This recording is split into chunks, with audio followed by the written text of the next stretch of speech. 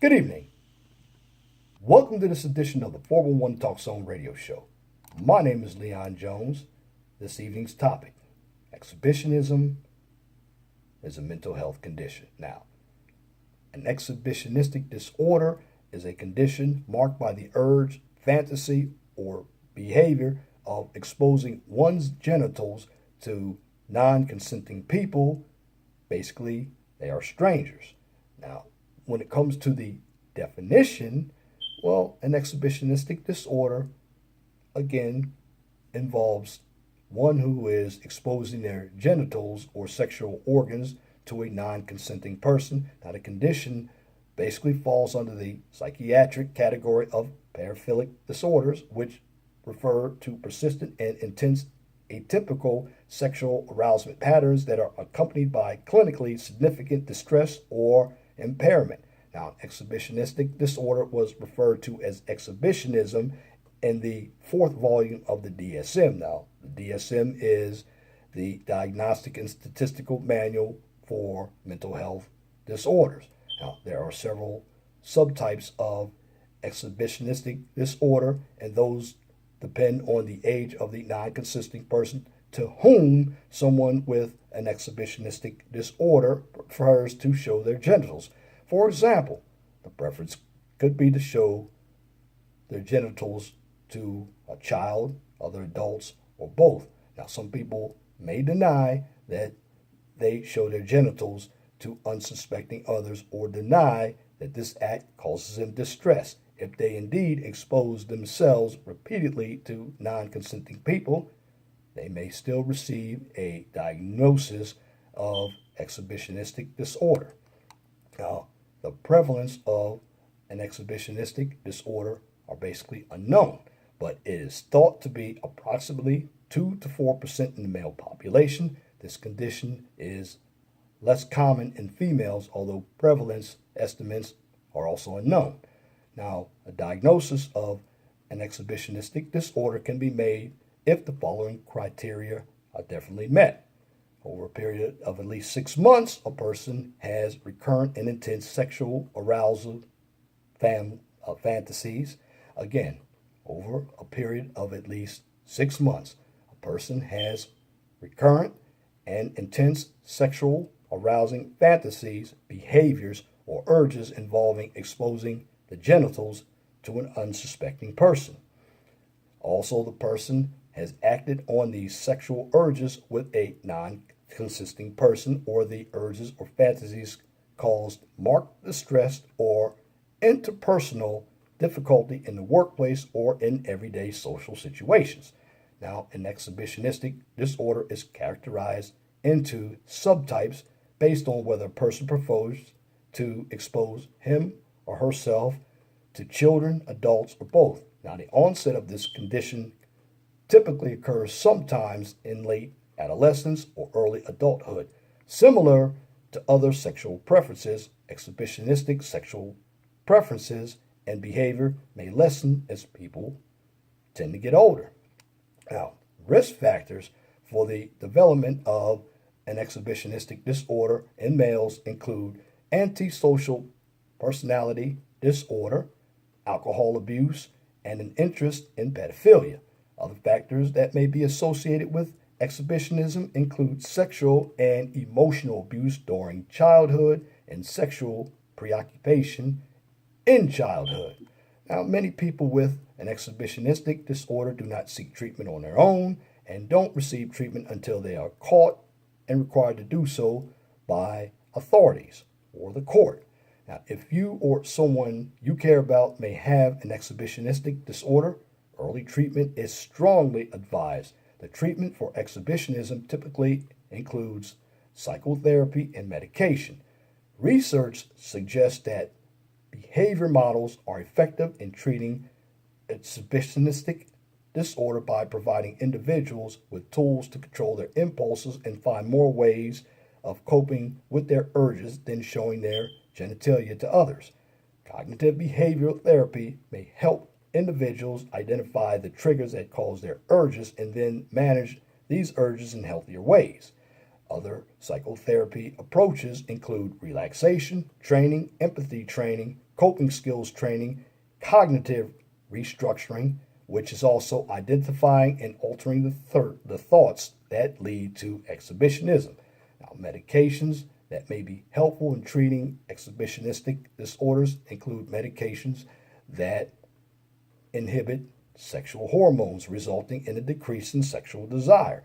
Such medications that are commonly used to treat depression and other mood disorders, such as SSRIs, can also reduce sexual abuse. Now, all that is very important because I did a video a couple of days, maybe 4 days ago, on voyeurism. Now, the reason why I brought this topic up front today, because voyeurism and exhibitionism are basically sexual deviant behaviors, but they're on opposite sides of the same coin. When a person is a voyeur, they're known as a peeping Tom. And what happens during voyeurism, an individual basically gets aroused by looking at other people engaging in sexual intercourse, someone who is getting dressed or undressed, or they're viewing someone who's already naked. Now, on the opposite side, you have exhibitionism, which basically that's when a person is exposing himself to get sexual gratification from others who are basically non consenting people. Now, when I brought up both of these disorders, because again, they're both sexual deviant types of disorders under paraphilic disorders, people who are voyeurists or exhibitionists do not want help, but they only get help when they're required by courts. Now, of course, exhibitionism and voyeurism both can be criminal acts, particularly if adults are participating in these types of behaviors, and generally that does happen. Now, both of these disorders are very, very dangerous because, again, they both come from substance abuse. Now, when it comes to treatments, the treatments are basically the same.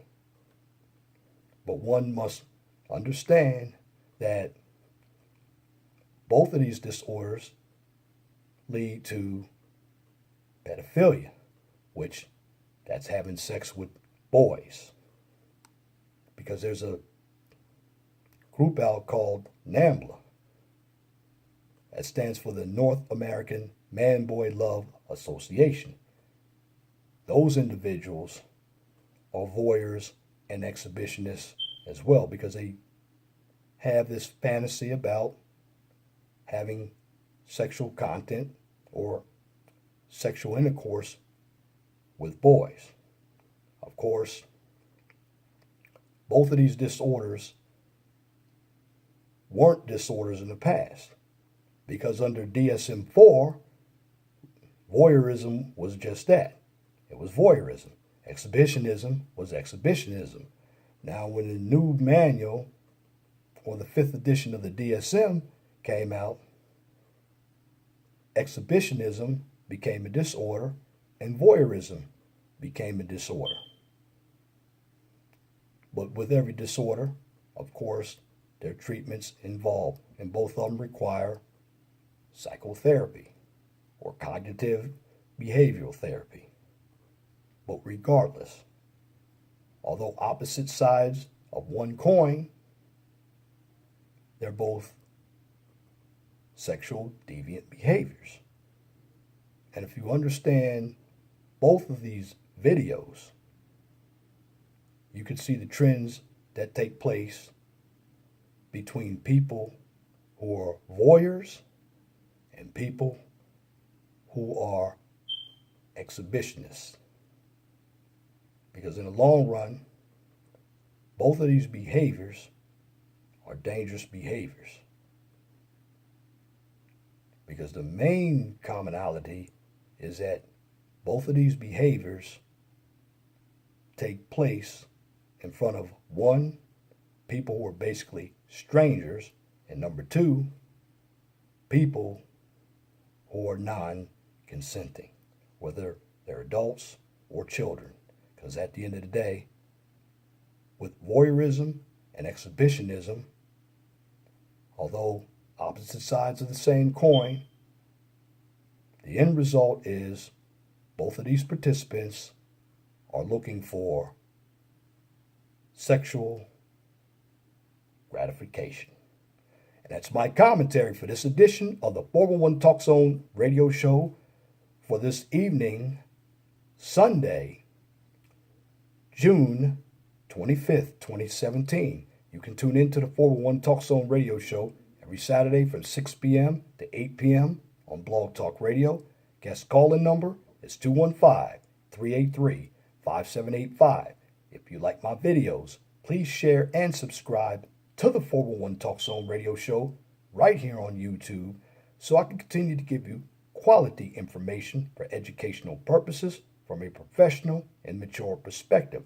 Now, on this channel, I don't engage in debates, controversy, or emotional issues, nor do I participate in drama and or unnecessary bickering because it's counterproductive.